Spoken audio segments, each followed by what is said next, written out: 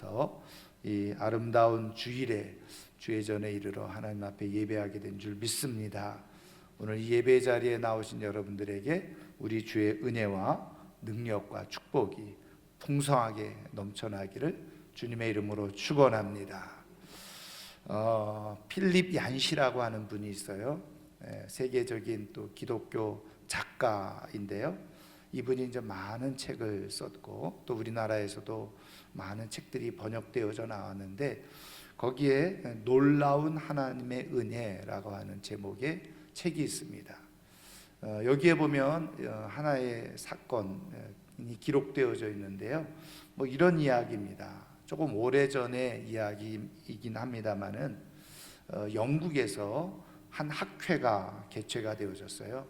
그 학회는 뭐냐면 비교 종교 학회가 이렇게 열리게 된 것입니다.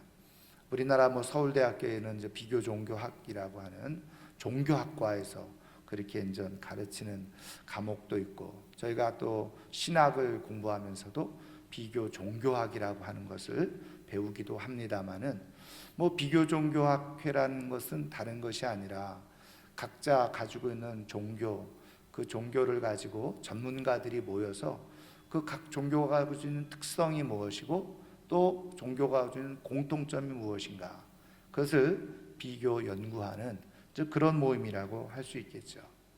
이제 거기서 각 종교들이 가지고 있는 중요한 특징들을 이렇게 이제 언급을 하고 이제 이야기를 하던 차에 이제 기독교가 말할 순서가 되어진 겁니다. 그래서 이제 그 모임을 주도하는 사회자가 이제 기독교가 가지고 있는 기독교만의 특징을 한번 이야기를 해보자, 그렇게 이야기를 하게 됐죠.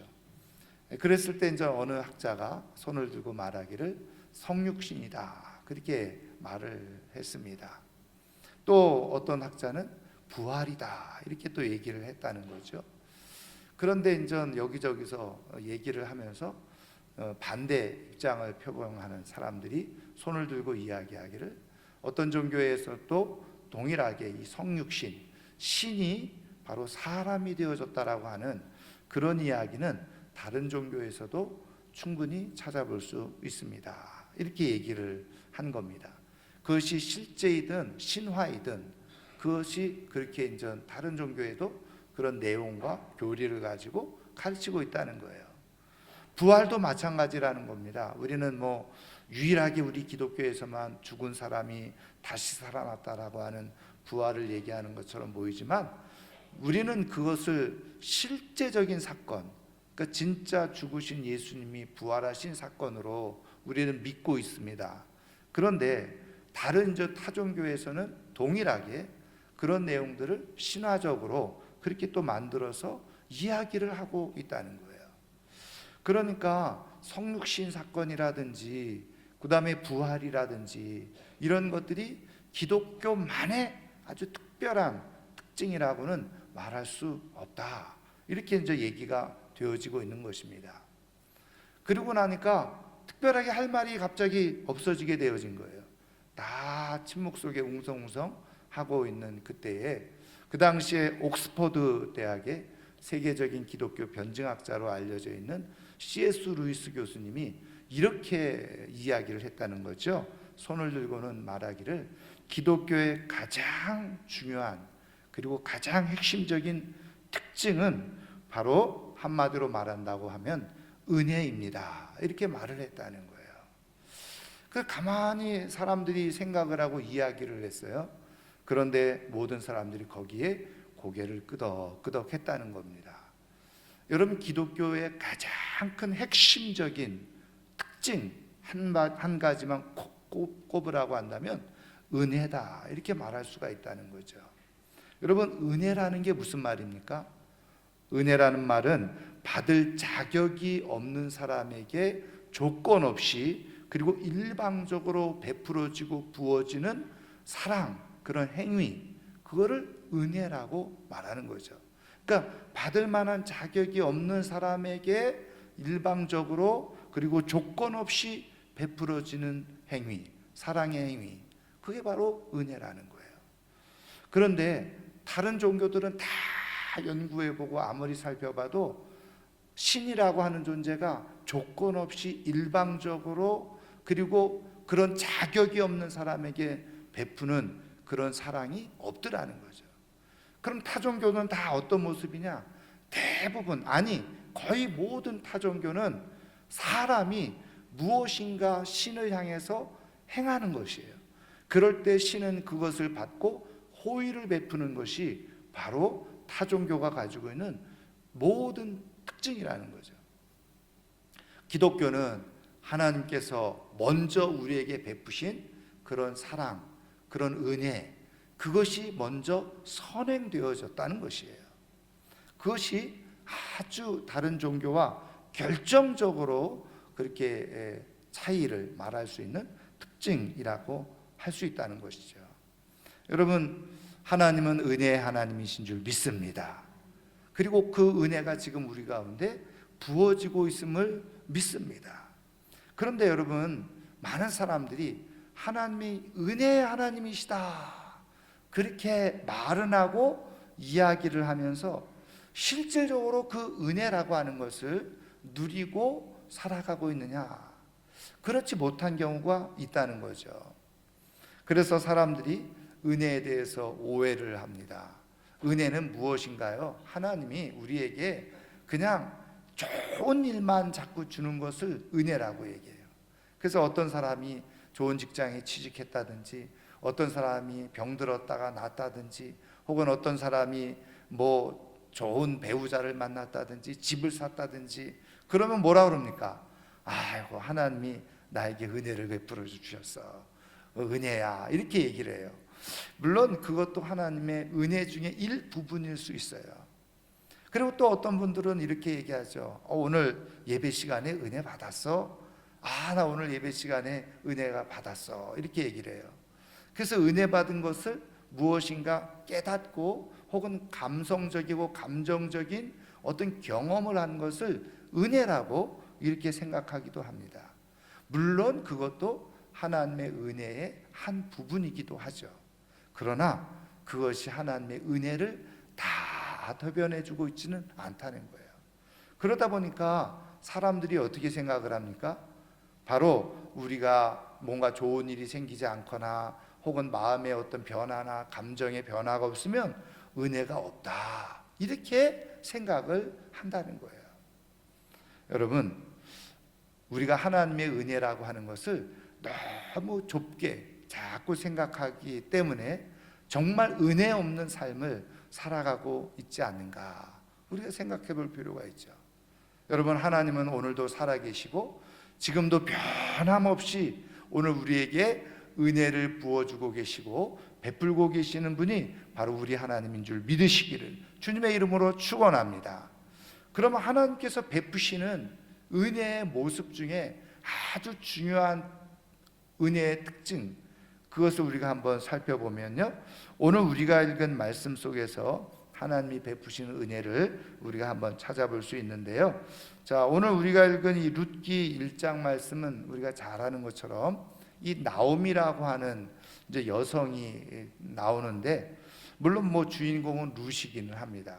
그런데 이 나오미의 집안에서 생긴 일이에요. 그래서 원래 나오미라고 하는 이 여성은 베들레헴이 고향이었고, 남편 엘리멜렉과 함께 거기서 아주 넉넉하게 여유롭게 살다가 그 베들레헴 땅에 기근이 생겼어요. 그래서 그 남편이 먼저 주도했는지 뭐 부인이 먼저 주도했는지 모르겠지만 모압 땅으로 이주를 하게 되어졌어요, 모든 가족들이. 그런데 그 모압 땅에 이주했다가 어떤 일이 발생합니까? 그 남편 엘리멜렉이 죽고 또 두 아들마저, 말론과 기럧이라고 하는 두 아들마저 죽게 되어진 거예요. 그나마 다행인 것은 그 말론과 기럧이 거기서 모압 여인들과 결혼을 했어요. 근데 또 아쉽게도 자녀가 없이 그대로 두 아들을 잃게 되고 만 거죠. 그러니까 더 이상 이 나오미는 모압 땅에 있을 이유가 없어졌겠죠. 그래서 다시 인전 이 고향 베들레헴으로 돌아오게 된다는 얘기인데, 그때 오르바라고 하는 둘째 며느리는 다시 모압 땅에 그냥 두고, 첫째 며느리 룻은 굳이 그냥 시어머니랑 같이 가겠다고 그래서 결국은 룻만 데리고 다시 베들레헴 땅으로 오게 되어진 겁니다. 오늘 우리가 읽은 말씀은 그 내용을, 베들레헴으로 돌아온 내용을 말씀해 주고 있는 그런 내용이죠. 그런데 여러분, 여기서 이 나옴이라고 하는 이 여성이 이 베들레헴 고향으로 돌아오게 되어지는 상황에서 이 고향으로 돌아올 때 이 나오미의 이 처지, 상황, 형편 얼마나 사실은 불행한 모습으로 돌아옵니까? 그런데 여기서 이 나오미가 스스로 고백하고 있는 것도 스스로 자신의 인생이 이제는 다 실패와 몰락해버리고 있는 그러한 불행한 모습을 떠안고 돌아왔다는 것을 고백을 하고 있죠. 그래서 오늘 우리가 읽은 말씀 여러분 20절에 보세요. 사람들이 나오미가 돌아왔다 그렇게 말하니까 뭐라고 말합니까? 이제 나오미라고 부르지 말고 나를 마라라고 불러라 이렇게 얘기를 해요. 나오미라고는 뜻은 뭐냐면 희락, 기쁨이란 뜻인데 마라라고 하는 말은 뭐예요? 슬픔, 괴로움 이런 거예요. 이제 더 이상 기쁨과 희락이 없는 그런 존재, 슬픔과 괴로움만을 안고 있는 그런 존재로 전락해 버리고 마른 것입니다. 그래서 21절에 뭐라고 표현해 주고 있어요? 내가 풍족하게 나갔더니 여호와께서 내게 비어 돌아오게 하셨느니라. 여러분, 지금 나오미의 고백대로 말하면 풍족하게 나갔다. 그러니까 어느 정도 뭐 삶에 여유가 있었던 그런 상황에 모압으로 이주를 했던 거죠. 그런데 거기서 남편 죽고 두 아들 죽고 그리고 가지고 갔던 모든 재물까지 다 그냥 잃어버린 채로 빈털터리로 그렇게 돌아오게 되어진 겁니다. 여러분 같으면 지금 이 고향을 떠났다가 쫄딱 망하면 고향으로 돌아오고 싶겠어요? 별로 돌아오고 싶지 않을 겁니다. 그렇죠?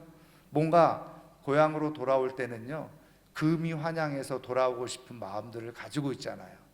그래서 뭐 사회적인 지위가 좀 있든지 물질적으로 좀 더 풍요로워지든지 그래서 어깨를 딱 펴고 사람들이, 동네 사람들이 볼 때 이야 저 사람 나가더니 저기 성공해서 돌아왔구나, 그래서 박수 받으면서 돌아오고 싶어하는 곳이 바로 고향 아니겠어요? 그러니까 나오미 입장에서는 어떻게 보면요, 사실은 돌아가고 싶지 않은 곳이 바로 고향 베들레헴이었는지 몰라요. 왜요? 이미 남편 잃어버리고 두 아들 잃어버리고 아무것도 없는 빈털터리가 된, 빈손이 되어진 거예요. 여러분, 사람들이 돌아가면은 얼마나 자기의 인생을 비웃고 조롱하고 그것 봐라, 여기에 조금 상황이 어려워진다고 뛰쳐나가더니 저렇게 쫄딱 망해가지고 돌아오는구나, 자기 잘난 척하더니 저렇게 망해서 돌아오는구나, 그러면서 얼마나 비아냥거리고 얼마나 조롱하고 얼마나 비웃음을 당할까, 부끄러움과 수치를 당할까. 여러분, 그렇게 생각하면요 아마 베들레헴에 들어가지 못했을지도 몰라요. 그런데 그럼에도 불구하고 오늘 우리가 읽은 말씀 그대로 나오미는 고향 베들레헴으로 그 하나밖에 없는 저 룻을 이끌고 그렇게 돌아오게 되어지죠. 여러분, 이 나오미가 이 고향으로 부끄러움을 무릅쓰고 사람들이 자기를 조롱하고 비웃을 것을 무릅쓰고 고향으로 돌아올 수 있는 이유가 무엇이었습니까? 오늘 말씀에 힌트가 있는데 21절 우리가 읽은 말씀이죠. 다시 한번 21절 상반절 말씀 한번 같이 보면요, 내가 풍족하게 나갔더니 여호와께서 내게 비어 돌아오게 하셨느니라. 여기 보면 보세요, 풍족하게 나간 건 누구예요? 내가, 주어예요. 내가 풍족하게 나갔어요. 근데 돌아오게 하신 분은 누구시라고요? 하나님께서. 물론 여기에서 초점은 하나님께서 비어서 빈손으로 아무것도 없이 나를 이렇게 돌아오게 하셨다라고 하는 것에 사실 초점이 맞춰져 있습니다만은 여기에 주어, 돌아오게 하신 분의 주어는 누구라는 거예요? 바로 하나님이라는 거예요. 여러분, 여기서 우리가 생각해 볼 수 있는 중요한 것은 뭐냐면요, 여러분, 하나님께서 우리에게 은혜를 베푸신다, 그렇게 말하죠. 근데 그 하나님이 베푸시는 은혜가 무엇이냐? 오늘 하나님은 이것을 우리에게 말씀해 주고 계신다. 하나님께서 우리에게 베푸신 은혜 중에 은혜는 뭐냐? 우리가 때로는 인생에서 실패하고 그리고 아무것도 가지고 있지 않고 쫄딱 망한 것처럼 보인다고 하더라도 하나님께서 다시 돌아오게 하시는 것, 그것이 바로 하나님께서 우리에게 베푸신 놀라운 은혜라는 거예요. 여러분, 나오미는 말씀드린 것처럼 어쩌면 사실은 돌아오고 싶지 않았을지도 몰라요. 말씀드린 그대로 그래도 베들레헴에서는 나름대로 넉넉하게 여유롭게 풍족하게 살고 있었잖아요. 아마 자기 가지고 있었던 땅도 있었을 겁니다. 기업도 있었을 겁니다. 그리고 많은 사람들에게 뭐 나누어 주면서 살아갈 수 있는 그런 인생이었을 거예요. 그런데 이렇게 쫄딱 망했으니 말이죠. 여러분, 가고 싶겠습니까? 여러분, 사람이 말이죠, 워낙 없다가 없는 상황에서 나와서 없어서 돌아가면 문제가 별로 되지 않아요. 기분도 별로 상하지 않을 거예요. 근데 다 가지고 있다가 사실은 다 잃어버리고 다시 돌아가려고 하면요, 그건 더 비참해지는 거예요. 사실 더 부끄러운 거예요. 어쩌면 나오미는 사실은 베들레헴으로 가고 싶지 않았을지도 몰라요. 그런데 하나님께서 이 나오미에게 베들레헴으로 돌아가라고 계속 마음에 감동을 주신 거죠. 말 그대로 은혜를 주신 거예요. 여러분, 그러면 하나님은 왜 이 나오미에게, 그것도 빈손이 되고 실패한 나오미에게, 아무것도 없는 나오미에게 굳이 왜 자꾸 베들레헴으로 돌아가라고 그렇게 말씀하신 걸까요? 왜 그런 감동을 주신 것일까요? 나오미가 그냥 하나님 뜻과 상관없이 자기 잔머리 굴려가지고 고향을 떠나서 자기 마음대로 살았으니, 야, 네가 이렇게 자기 마음대로 산 인생은 이렇게 될 수밖에 없어, 그러면서 하나님께서 그것을 그냥 부끄러움과 수치를 심어주려고 그렇게 하시는 거예요? 절대로 하나님은 그런 분 아니시잖아요. 그러면 하나님은 어떤 의도가 있으셨던 거예요?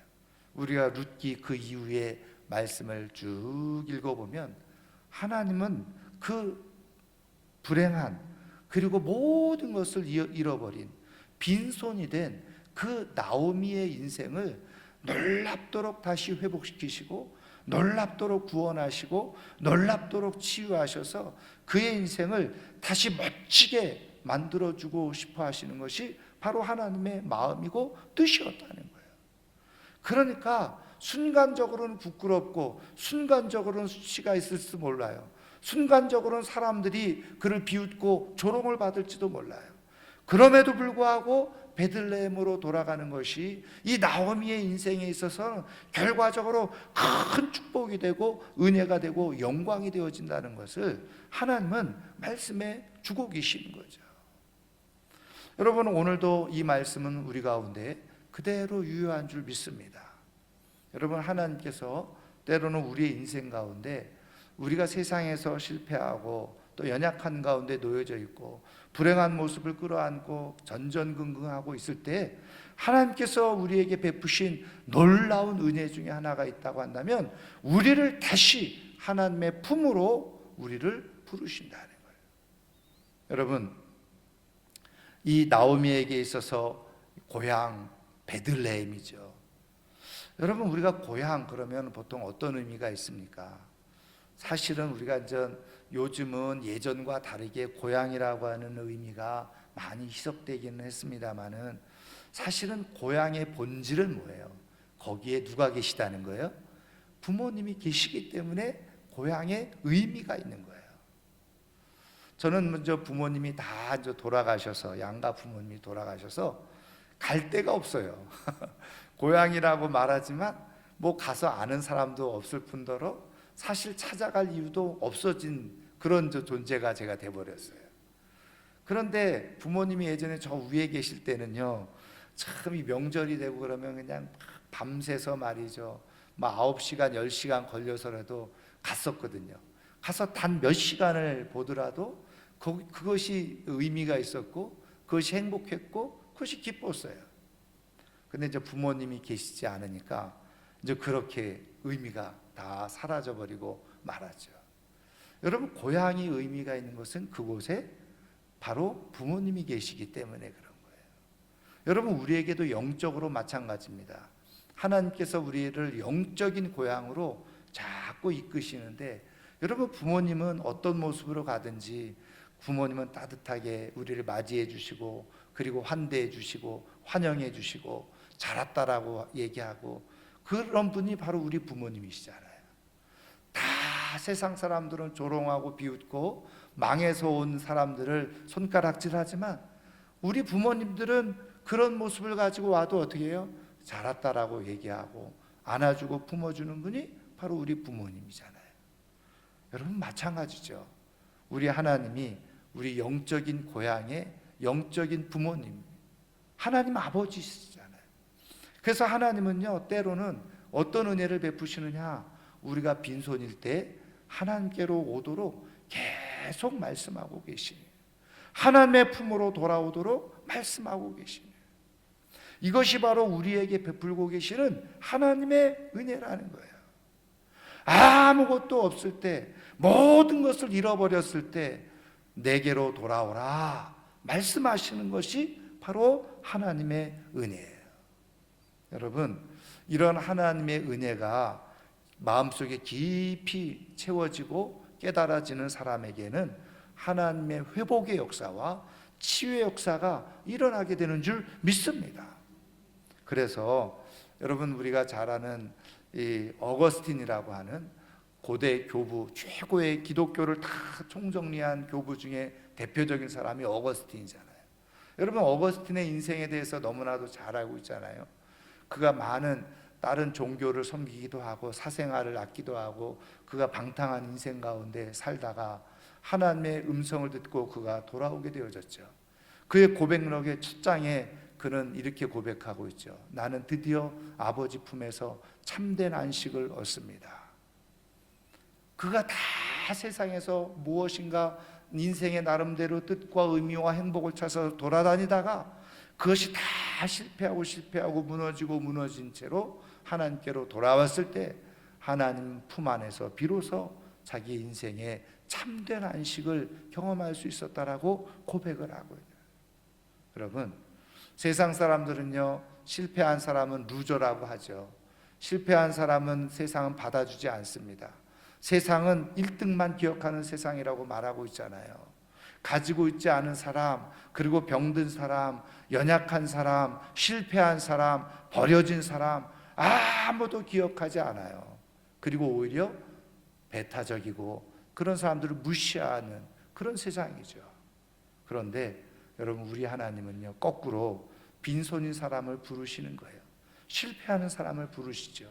연약한 사람을 부르시고 병든 자를 부르시는 분이 바로 우리 주님이시고 우리 하나님이신 줄 믿습니다. 그게 하나님께서 우리에게 베푸신 은혜예요.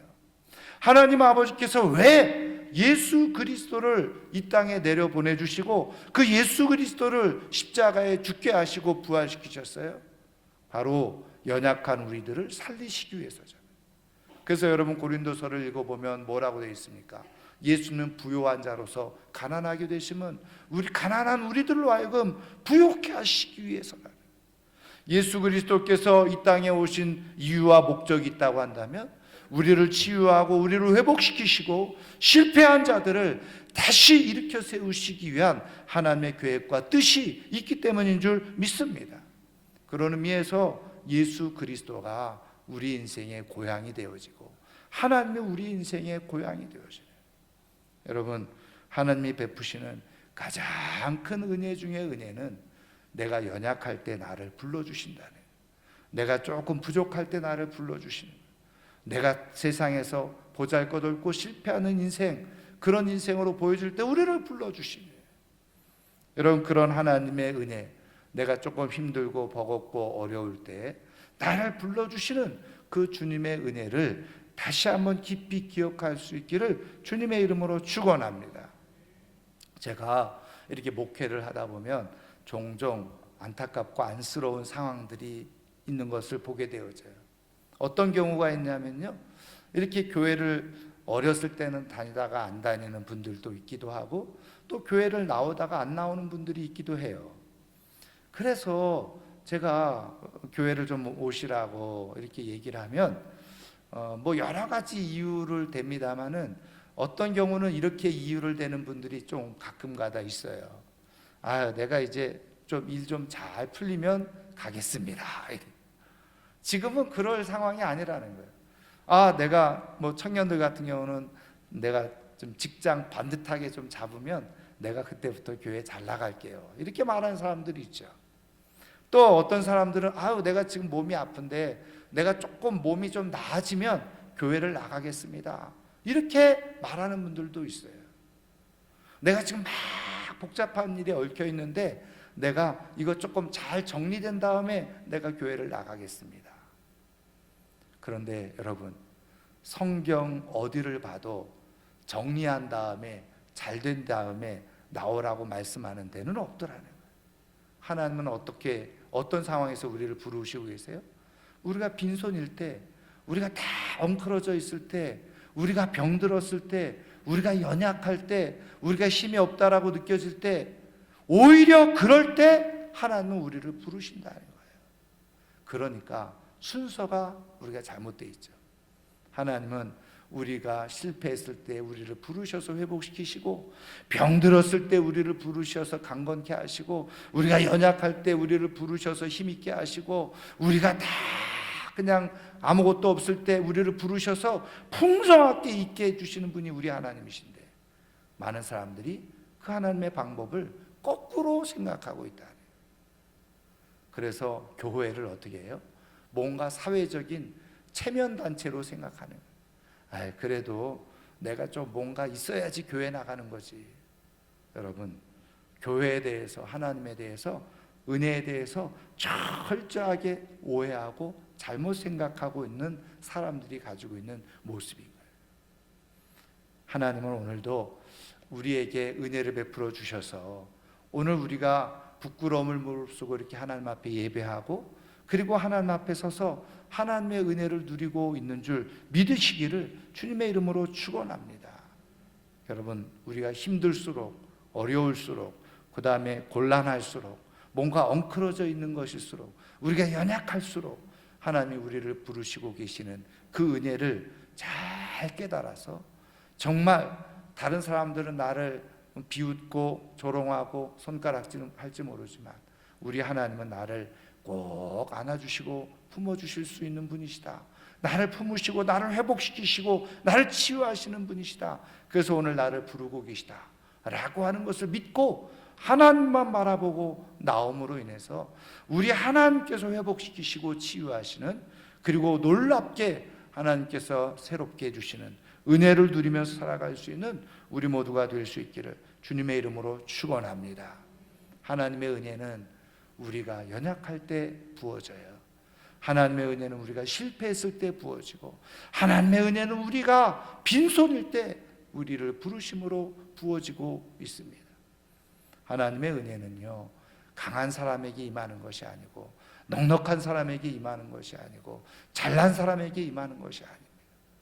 하나님의 은혜는 하나님이 나를 빈손으로 만들어 놓았다, 그렇게 고백될 때 부어지는 것이 하나님의 은혜인 것이에요. 저는 오늘 이 아침에 나온 우리 모두가 이런 하나님의 은혜로 풍성하게 채움을 받아서 오히려 우리가 연약할 때 더 풍성한 하나님의 은혜가 있음을 믿고 하나님의 부르심 앞에 반응하고 나아감으로 말미암아서 하나님께서 고치시고 치유하시고 회복하시고 풍성하게 채워주시는 은혜를 누리며 살아가는 하나님의 사람들 되기를 주의 이름으로 축원합니다. 이제 말씀을 마치려고 하는데요, 여러분 신한은행 잘 알고 계시죠? 신한은행에 민아무개라는 분이 있었다는 겁니다. 이분은 신한은행 초창기 설립 멤버이기도 하고 설립위원, 신한은행을 처음 세울 때, 근데 아주 뛰어난 또 이 금융 감각을 가지고 있어서 이제 지점장을 하면서 그 지점을 잘 이끌어서 또 사람들에게 굉장히 인정을 받는 그런 사람이었다는 거예요. 자, 그래서 이제 그냥 뭐 그만큼은 또 열심히 일을 했겠죠. 또 초창기 설립 멤버니까는 얼마나 열심히 뛰어다녔겠어요. 근데 이분이요, 어렸을 때부터 교회를 다니고 또 모태신앙으로서 이렇게 교회를 다니다가 이렇게 그냥 중요한 일을 맡고 열심히 또 사회생활을 하다 보니까 어떻게 해요? 자연스럽게 교회가 멀어지게 된 겁니다. 그리고 이제 한두 번 이렇게 주일날 빠지다가 이제는 저 교회를 거의 안 나가는 그런 저 상황에 이르게 되어졌어요. 그러다가 이제 그 능력을 인정받아서 해외 오사카 지점에 새로 이제 그 지점을 오픈하면서 거기 가서 그것을 행하도록 이렇게 발령을 받은 거예요. 그런데 희한하게 거기 가서요, 그 지점을 세우고 이렇게 신한은행을 살려가는데 결국은 그가 실패하고 말아요. 그러니까 이제 회사에서 다시 그에게 기회를 주죠. 서울로 불러가지고 서울의 한 또 지점에 지점장으로 발령을 내게 됩니다. 그런데 그가 예전에는 더 그냥 정말 뛰어난 감각을 가지고 이렇게 잘했는데 이상하게 하는 것마다 꼬이고 안 되는 거예요. 그래서 어떻게 해요? 두 번째 서울에 발령받아서 지점장으로 와서도 또 최하의 실적을 내는 실패하는 지점장이 되고 만 겁니다. 그래서 결국은 징계성, 좌천성 인사 발령을 받게 되어지죠. 그래서 금융연수원의 파견연수, 이거는 말 그대로 아무것도 하지 않는 거예요. 그러다가 어떻게 해요? 그냥 잘리는 거죠. 그런 자리에 들어가게 되어진 거예요. 그러니까 시간은 많고 마음은 괴로운데 그런 상황에서 그가 고민하던 상황에서 하나님께서 그의 마음에 은혜를 베풀어 주신 거예요. 그래서 다시 그가 교회로 발걸음을 하기 시작했어요. 그리고 교회 가서 그가 말씀을 들으면서 깊이 깨닫고 그리고 그가 회개하게 되어지죠. 그리고서 그는 고백합니다. 하나님, 나는 실패한 인생입니다. 나는 인생에 이제 밑바닥에 있습니다. 하나님, 나를 붙들어 주세요. 도와주세요. 하나님 앞에 기도하게 된 것입니다. 그리고 다시 그가 그 예전보다도 더 뜨겁게 예배 생활을 하면서 이제는 사람들 교회 공동체 모임 속에 들어가서 말씀도 배우고 성경 공부도 하기 시작했어요. 그리고 새벽에 나가서 기도하기 시작했어요. 그런데 그 회사 이제까지 역사상 그렇게 그 금융연수원으로 파견연수를 가면 그 다음 사람들이 자기 자의에서 그냥 퇴직을 하든지 그렇게 시간이 지난 다음에는 퇴사를 시키든지 해고를 하든지 이런 상황인데 공교롭게도 그런 과정 속에서 다시 한번 자기에게 회사가 기회를 주었다는, 그래서 명동 지점으로 지점장으로 발령이 되어진 거예요. 그러니까 유례가 없는 일이 일어난 거죠. 그런데 그가 명동 지점장으로 첫 출근을 해서 자기 책상 앞에 무릎을 꿇고 하나님 앞에 기도를 드린 거죠. 하나님, 이 지점의 진짜 지점장은 우리 주님이십니다. 저는 그냥 지점장 비서입니다. 이제부터 주님이 말씀하시는 대로 제가 이 지점을 이끌어 가겠습니다. 내 경험과 내 노하우가 아닌 정말 주님이 말씀하신 대로 이 지점을 내가 이끌어 가겠습니다. 주님 도와주십시오. 그리고서 이제 특별한 일, 중요한 일, 뭐 중요한 거래가 있을 때마다 하나님 앞에 기도하기 시작한 거예요. 매일 새벽 기도를 가서 새벽 기도 마치고 바로 출근을 하기 시작한 거예요. 그리고 중요한 일이 있을 때마다 하나님 앞에 묻고 기도하기 시작했어요. 그런데 그렇게 지점에 발령을 받아서 1년 만에 그 명동 지점이 그 300개 그 당시에 지점 중에 점포 중에 매출 1위를 기록하는 그런 어마어마한 역사가 일어나게 된 거죠. 그리고 나서 그는 은행 입사 30년 만에 그는 최고의 자리, 은행장의 자리에 오르게 되어졌다는 거예요. 사랑하는 성도 여러분, 우리 하나님은요, 우리가 때로는 실패했을 때, 빈손이었을 때, 연약할 때 우리를 부르세요.